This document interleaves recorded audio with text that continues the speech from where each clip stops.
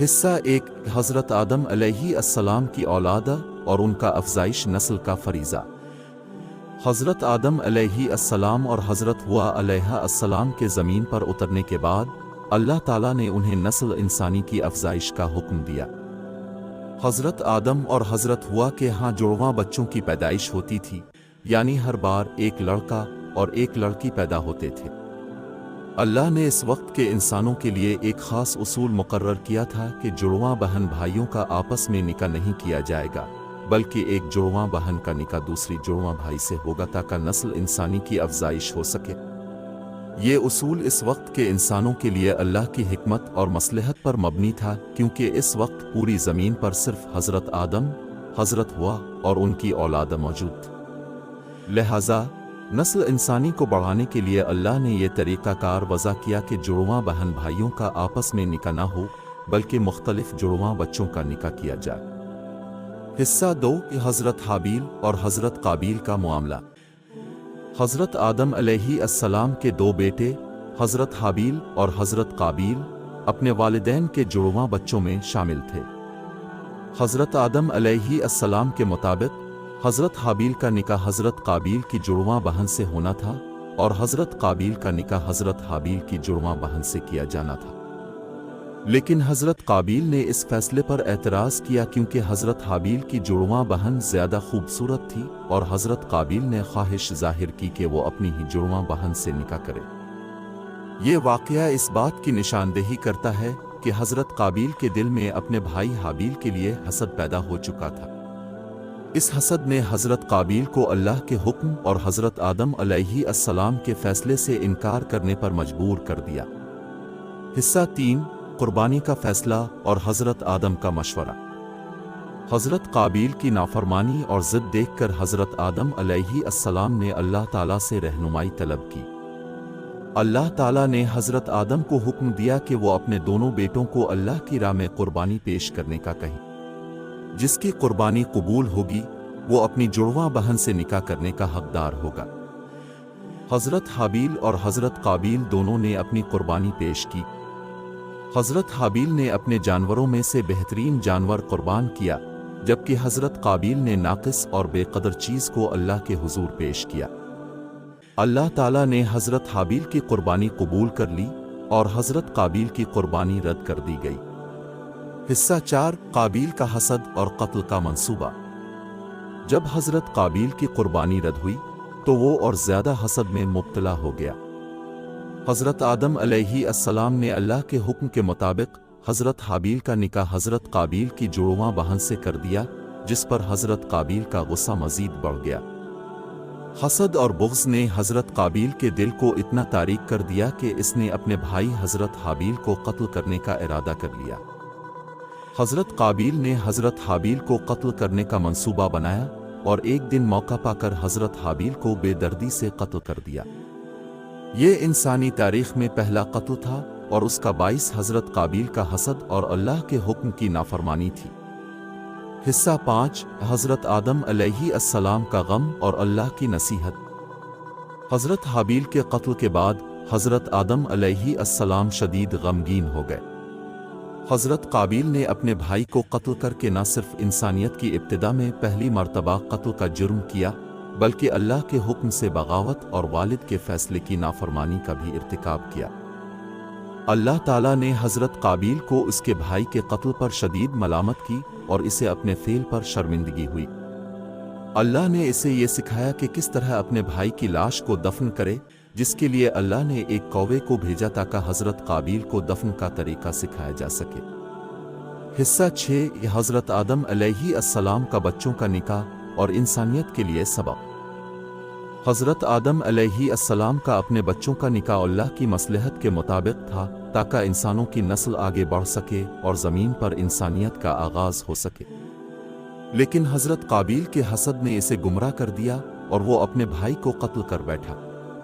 ये वाक़या इस बात का सबक है कि हसद और ज़िद इंसान को बर्बादी की तरफ ले जाते हैं। हज़रत आदम अलैहिस्सलाम ने हमेशा अल्लाह के हुक्म को मुक़द्दम रखा और अपनी औलाद को भी यही सिखाया।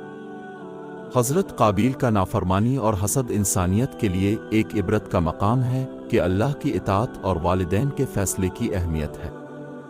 इस वाक़ये में हज़रत आदम अलैहिस्सलाम का निकाह का फ़ैसला और हज़रत काबिल का हसद दोनों इंसानों के लिए एक अजीम सबक बने कि हसद तबाही का बाइस है और अल्लाह के अहकाम की पैरवी ही फलाह का रास्ता है।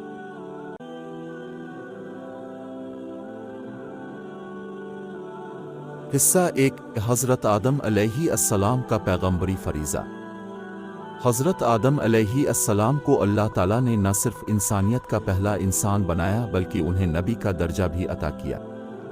उनका बुनियादी काम था कि वो अपनी औलाद और नस्ल इंसानी को अल्लाह की वहदानियत, इबादत और अहकामात की तालीम दे। जब हज़रत आदम अलैहिस्सलाम ज़मीन पर आए और उनके यहाँ औलाद पैदा हुई तो उन्होंने अपने बच्चों को अल्लाह का पैगाम पहुँचाने का फरीज़ा सर अंजाम देना शुरू किया। हज़रत आदम अलैहिस्सलाम को अल्लाह ताला ने बरा रास्त इल्म और हिदायत से नवाजा था जिसे उन्होंने अपनी औलाद तक पहुँचाया। उनकी तबलीग का बुनियादी मकसद ये था कि इंसानियत अल्लाह की इबादत करे, एक अल्लाह की वहदानियत को तस्लीम करे और उसके अहकामात की पैरवी करे। हिस्सा 2 तौहीद का पैगाम। हज़रत आदम अलैहिस्सलाम ने अपने बच्चों को सबसे पहले तौहीद का दर्स दिया। उन्होंने उन्हें बताया कि अल्लाह एक है और वही पूरी कायनात का खालिक व मालिक है। हज़रत आदम ने अपने बेटों को ये तालीम दी कि तमाम इबादतें सिर्फ अल्लाह के लिए ही मुख्तस हैं और अल्लाह के अलावा किसी और की इबादत करना शिर्क के मुतरादिफ है, जो कि एक बहुत बड़ा गुनाह है। हज़रत आदम अलैहिस्सलाम ने अपनी औलाद को ये भी सिखाया कि अल्लाह ही हर चीज़ का रिज़्क देने वाला और हर मामले का फ़ैसला करने वाला है। उन्होंने अपने बेटों को अल्लाह की कुदरत और उसकी हिकमत को समझने और तस्लीम करने का दर्स दिया ताकि वो अपने रब के साथ मजबूत ताल्लुक़ कायम कर सकें। हिस्सा 3 इबादात की तालीम। हज़रत आदम अलैहिस्सलाम ने अपने बेटों को इबादात का तरीक़ा सिखाया जिसमें नमाज, ज़िक्र और अल्लाह की याद शामिल थी। उनका पैगाम था कि अल्लाह को राज़ी करने के लिए तक़वा इख्तियार किया जाए और हर वक्त अल्लाह की इबादत की जाए। हज़रत आदम अलैहिस्सलाम ने अपनी औलाद को ये सिखाया कि कैसे अल्लाह के सामने झुकना है और उसकी हम्द व सना करनी है। हज़रत आदम ने अपने बेटों को कुर्बानी की अहमियत और उसके आदाब भी बताए, जिसका इजहार हज़रत हाबील और काबिल के कुर्बानी के वाक़ये में होता है। उन्होंने अपनी औलाद को ये सिखाया कि कुर्बानी अल्लाह की रज़ा के लिए की जाती है और ये एक अमल है जिससे अल्लाह की क़ुर्बत हासिल की जाती है। हिस्सा 4 अखलाक़ी तालीमात। हज़रत आदम अलैहिस्सलाम ने अपनी औलाद को अखलाक़ियात की तालीम भी दी। उन्होंने सच्चाई, अदल, मोहब्बत, भाईचारा और सब्र जैसी सिफ़ात को अपनाने की ताकीद की।